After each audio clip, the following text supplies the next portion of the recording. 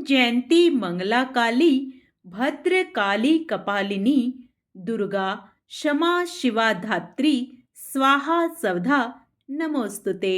आप सभी भक्तों का मेरे YouTube चैनल भक्ति सागर में पुनः स्वागत है। माँ दुर्गा अपनी असीम कृपा आप सभी पर सदा सर्वदा बनाए रखें। आज का अपना वीडियो शुरू करने से पहले आप सभी से विनम्र प्रार्थना है, यदि आप मेरे चैनल पर नए आए हैं और अभी तक मेरे चैनल को सब्सक्राइब नहीं किया है तो व्रत त्योहारों से संबंधित सभी जानकारियां प्राप्त करने के लिए, सभी व्रत कथाएं सुनने के लिए, प्रतिदिन के पंचांग की जानकारी प्राप्त करने के लिए कृपया मेरे चैनल को सब्सक्राइब अवश्य करें। वीडियो यदि पसंद आता है तो लाइक एंड शेयर भी करें। पुनः मन में माँ भगवती का स्मरण करते हुए एकाग्रचित मन से आगे का अध्याय स्मरण करते हैं। उस समय संपूर्ण कामनाओं को पूर्ण करने में समर्थ, मुक्ति प्रदायक तथा शुभ उच्चारण से संपन्न उस बीज युक्त नवाक्षर मंत्र का जप करते हुए शंकर जी वहां विराजमान रहे।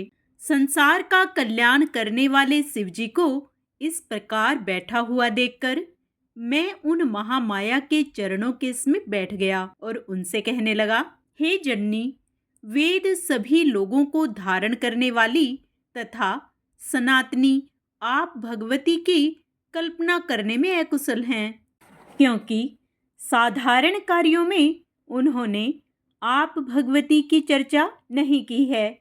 यदि वो आपको ना जानते तो सभी यज्ञों का हवन कार्यों में आपको ही स्वाहा देवी के रूप में प्रतिष्ठित कैसे करते। इसलिए आप तीनों लोकों में सर्वज्ञा के रूप में विख्यात हुई। मैं सृष्टा हूँ। मैं अत्यंत अद्भुत संपूर्ण ब्रह्मांड का निर्माण करता हूँ। इस चराचर त्रिभुवन में मुझसे बढ़कर समर्थ दूसरा पुरुष कौन है। मैं निसंदेह धन्य हूँ। मैं लोकोत्तर ब्रह्मा हूँ।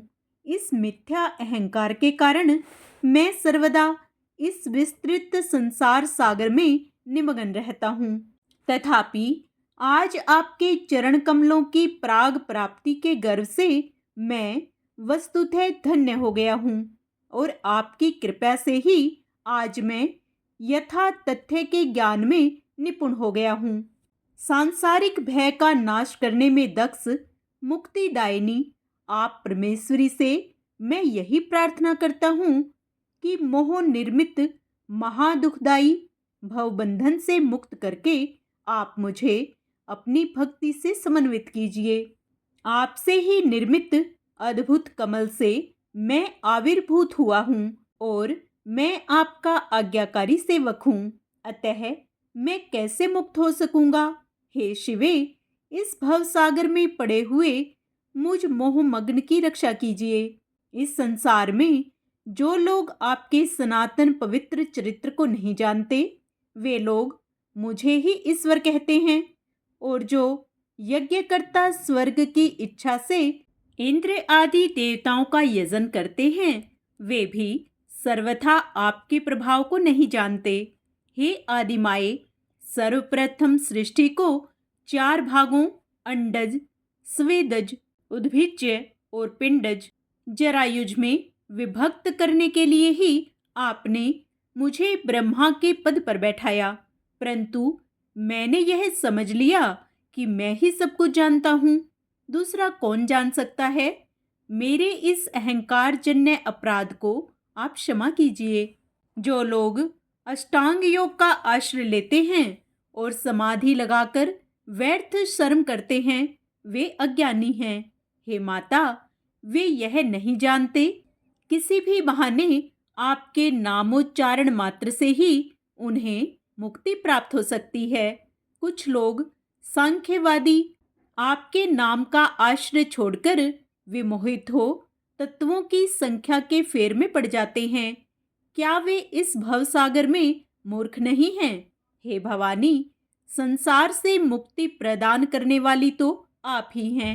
हे अजय, जिन विष्णु शिव आदि ने परम तत्व ज्ञान का अनुभव कर लिया है वे क्या आधे निमेष मात्र के लिए भी आपके पवित्र चरित्र तथा शिवा, अंबिका, शक्ति, ईश्वरी आदि नामों को विस्मृत करते हैं? क्या आप विश्व की रचना करने में समर्थ नहीं हैं?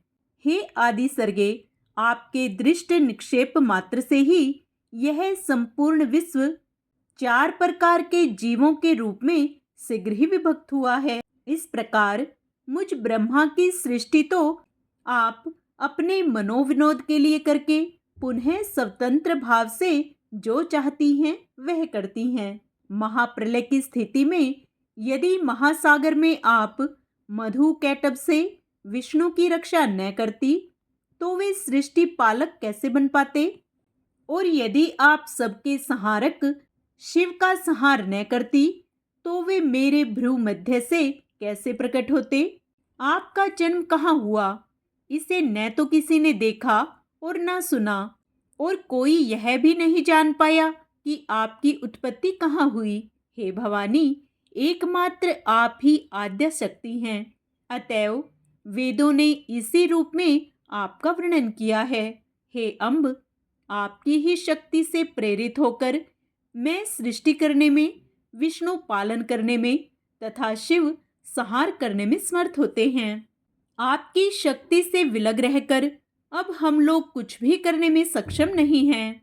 जिस प्रकार मैं ब्रह्मा, विष्णु और शिव उत्पन्न हुए हैं, उसी प्रकार क्या अन्य प्राणी उत्पन्न नहीं हुए अथवा विद्यमान नहीं हैं या उत्पन्न नहीं होंगे? किंतु अल्प बुद्धि वाले प्राणियों के लिए विवादास्पद तथा अत्यंत विचित्र आपके इस लीला विनोद से कौन भ्रमित नहीं हो जाते? वे आदिदेव ईश्वर अकर्ता गुणों से स्फुट होने वाले निष्काम, उपाधि रहित तथा निर्गुण हैं। फिर भी वे आपके विस्तृत लीला विनोद को भली भांति देखते रहते हैं। ज्ञानीजन ऐसा ही कहते हैं। मूर्त और अमूर्त भेदों से युक्त इस संसार में आपसे पूर्व वे ही परम पुरुष थे। ज्ञान तत्व पर सम्यक प्रकार से विचार करने पर यह सर्वथा सिद्ध होता है कि अन्य तीसरा कोई भी नहीं है। यह सिद्धांत है कि वेद वाक्य को कभी मिथ्या नहीं समझना चाहिए। वेद ब्रह्म को अद्वितीय और एक बताते हैं, तो फिर आप क्या हैं और वह ब्रह्म क्या है? यह विरोध मेरे हृदय में महान शंका उत्पन्न करता है। आप मेरे इस संदेह का निवारण करें। इस प्रकार द्वैत अद्वैत के इस विचार में डूबा हुआ मेरा शुद्र मन निश्चित रूप से शंका रहित नहीं हो पा रहा है। अब आप ही स्वयं अपने मुख से मेरी इस शंका का निवारण करने की कृपा करें, क्योंकि अनेक जन्मों के पुण्य योग से ही आपके चरणों का यह सानिध्य मुझे प्राप्त हुआ है। आप पुरुष हैं अथवा स्त्री, यह मुझे विस्तार पूर्वक बताएं, जिससे मैं आप परम शक्ति को जानकर भवसागर से मुक्त हो जाऊं। ब्रह्मा जी बोले। अत्यंत नम्र भाव से मेरे पूछने पर वे आद्या भगवती मधुर वचन कहने लगी। देवी बोली, मैं और परब्रह्म सदा एक ही हैं, कोई भेद नहीं है, क्योंकि जो वे हैं वही मैं हूँ और जो मैं हूँ वही वे हैं। बुद्धि भ्रम से ही हम दोनों में भेद दिखाई पड़ता है, इसलिए हम दोनों में विद्यमान सूक्ष्म अंतर को जो बुद्धिमान जानता है वह संसार के बंधन से छुटकर सदा के लिए मुक्त हो जाता है। इसमें संदेह नहीं है। ब्रह्म अद्वितीय, एक नित्य एवं सनातन है। केवल सृष्टि रचना के समय वह पुनः द्वैत भाव को प्राप्त होता है। जिस प्रकार एक ही दीपक उपाधि भेद से 2 प्रकार का दिखाई देता है, अथवा दर्पण में पड़ती हुई छाया दर्पण भेद से भिन्न भिन्न प्रतीत होती है, उसी प्रकार मैं और ब्रह्म एक होते हुए भी उपाधि भेद से अनेक हो जाते हैं। हे अज, जगत का निर्माण करने के लिए सृष्टि काल में भेद दिखता ही है, तब दृश्यादृश्य की प्रतीति होना अनिवार्य ही है, क्योंकि बिना दो के सृष्टि होना असंभव है। सृष्टि के प्रलय काल में मैं न स्त्री हूँ, न पुरुष हूँ और न ही नपुंसक हूँ, परंतु जब पुनः सृष्टि होने लगती है तब पूर्ववत यह भेद बुद्धि के द्वारा उत्पन्न हो जाता है।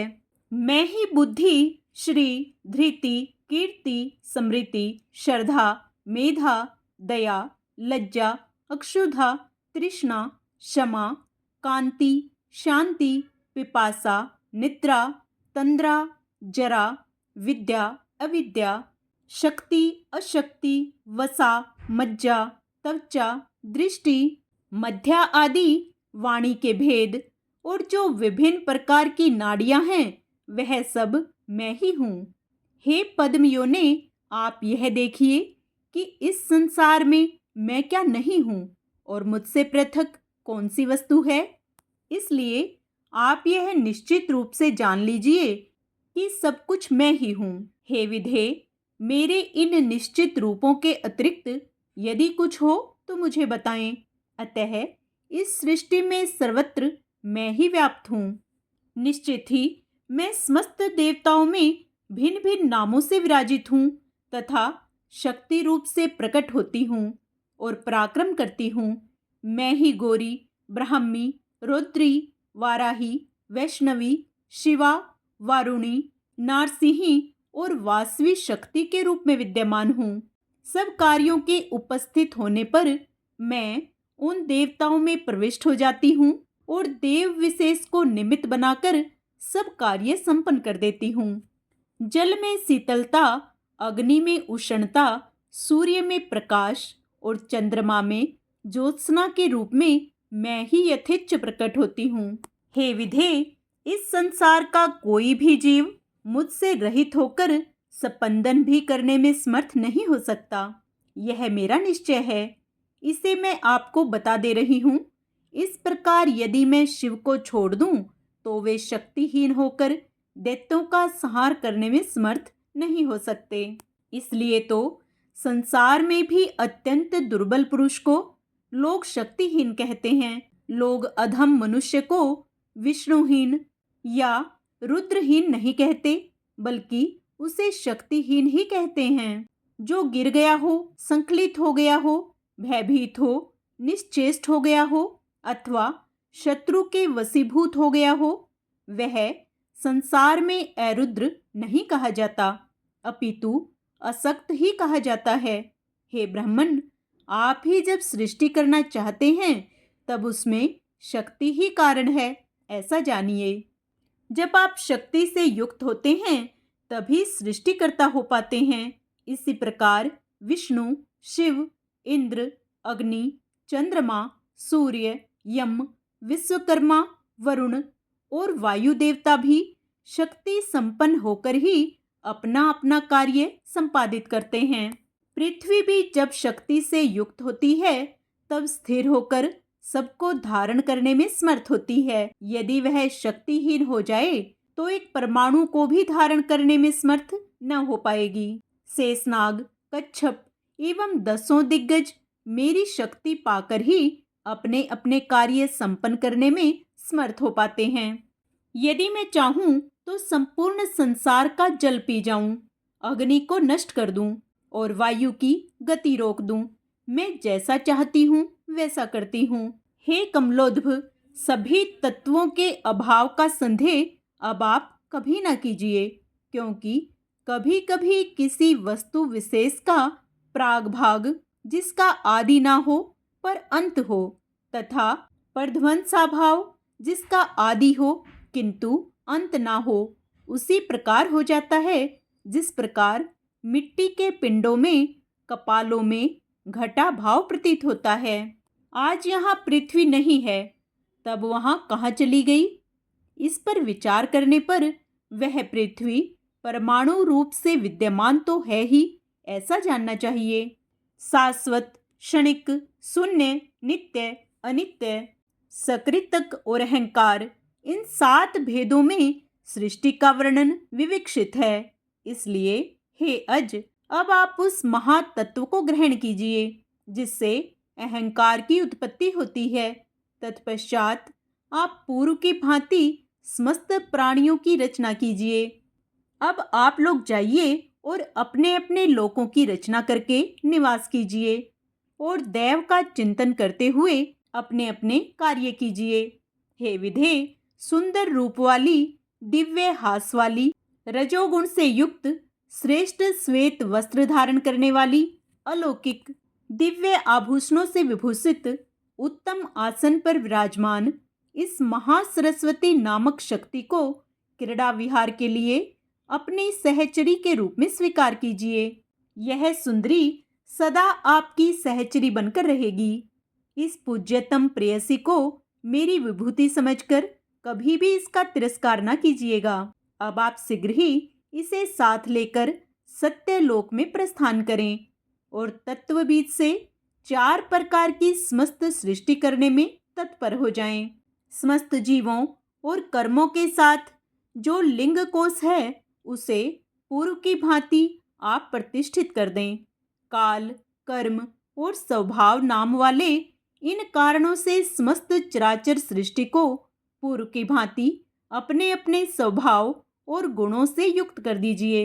विष्णु आपके सदा माननीय और पूजनीय हैं, क्योंकि सत्वगुण की प्रधानता के कारण वे सर्वदा सब प्रकार से श्रेष्ठ हैं। जब जब आप लोगों का कोई कठिन कार्य उपस्थित होगा, उस समय भगवान श्री हरि पृथ्वी पर अवतार ग्रहण करेंगे। कहीं तिर्यक योनि में तथा कहीं मानव योनि में शरीर धारण करके ये भगवान जनार्दन दानवों का अवश्य विनाश करेंगे। ये महाबली शंकर जी भी आपकी सहायता करेंगे। अब आप समस्त देवताओं का सृजन करके स्वेच्छा सुखपूर्वक विहार कीजिए। ब्राह्मण, अक्षत्रिय तथा वैश्य लोग दक्षिणायुक्त नानाविध यज्ञों से विधि पूर्वक पूर्ण मनोयोग के साथ आप सबकी पूजा करेंगे। हे देवो, सभी यज्ञों में मेरे नाम का उच्चारण करते ही आप सभी लोग निश्चित रूप से सदैव तृप्त एवं संतुष्ट हो जाएंगे। आप लोग तमोगुण संपन्न शंकर जी का सब प्रकार से सम्मान कीजिएगा और सभी यज्ञ कार्यों में प्रयत्न पूर्वक उनकी पूजा कीजिएगा। जब कभी भी देवताओं के समक्ष दैत्यों से भय उत्पन्न होगा, उस समय सुंदर रूपों वाली वाराही, वैष्णवी, गौरी, नारसिंही, सदाशिवा तथा अन्य देवियों के रूप में मेरी शक्तियां प्रकट होकर उनका भय दूर कर देंगी। अतः हे कमलोद्भ, अब आप अपने कार्य करें। हे महामते, आप इस मंत्र को सभी मंत्रों से श्रेष्ठ जानिए। सभी मनोरथों की सिद्धि के लिए आपको इस मंत्र को सदा अपने हृदय में धारण करना चाहिए। मुझसे ऐसा कहकर पवित्र मुस्कान वाली जगजननी ने भगवान विष्णु से कहा, हे विष्णु, अब आप इन मनोहर महालक्ष्मी को स्वीकार कीजिए और यहाँ से प्रस्थान कीजिए। ये आपके वक्षस्थल में सदा निवास करेंगी, इसमें संदेह नहीं है। आपके लीला विनोद के लिए मैंने आपको यह सभी मनोरथ प्रदान करने वाली कल्याणमयी शक्ति अर्पित की है। आप इनका सर्वदा सम्मान करते रहिएगा और कभी भी तिरस्कार न कीजिएगा। लक्ष्मी नारायण नामक यह संयोग मेरे द्वारा ही रचा गया है। मैंने देवताओं की जीविका के लिए ही यज्ञों की रचना की है। आप तीनों विरोध भावना से रहित होकर व्यवहार कीजिए। आप विष्णु, ब्रह्मा, शिव तथा ये सभी देवता मेरे ही प्रभाव से प्रादुर्भूत हुए हैं। अतएव निसंदेह आप लोग सभी प्राणियों के मान्य एवं पूज्य होंगे। जो अज्ञानी मनुष्य इनमें भेदभाव करेंगे, वे इस विभेद के कारण नरक में पड़ेंगे, इसमें संदेह नहीं है। जो विष्णु हैं वे ही साक्षात शिव हैं और जो शिव हैं वे ही स्वयं विष्णु हैं। इन दोनों में भेद रखने वाला मनुष्य नरकगामी होता है। ब्रह्मा जी के संबंध में भी ऐसा ही जानिए, इसमें कोई संदेह नहीं है। हे विष्णु, गुणों के कारण इनमें जो भेद है उन्हें आपको बता रही हूँ, आप ध्यानपूर्वक सुनिए। आगे का अध्याय हम अपने कल के वीडियो में करेंगे। पूर्ण पुण्य लाभ प्राप्त करने के लिए व चैत्र नवरात्र में माँ भवानी की भक्ति से निरंतर जुड़े रहने के लिए आप उसे भी अवश्य स्मरण करें व पूर्ण पुण्य लाभ प्राप्त करें। आइए अब माँ भगवती की प्रसन्नता प्राप्त करने के लिए माँ दुर्गा की आरती करें। अम्बे तू है जगदम्बे काली, जय दुर्गे खप्पर वाली, तेरे ही गुण गावे भारती। ओ मैया हम सब उतारे तेरी आरती, तेरे भक्त जनों पर माता पीर पड़ी है भारी, पीर पड़ी है भारी।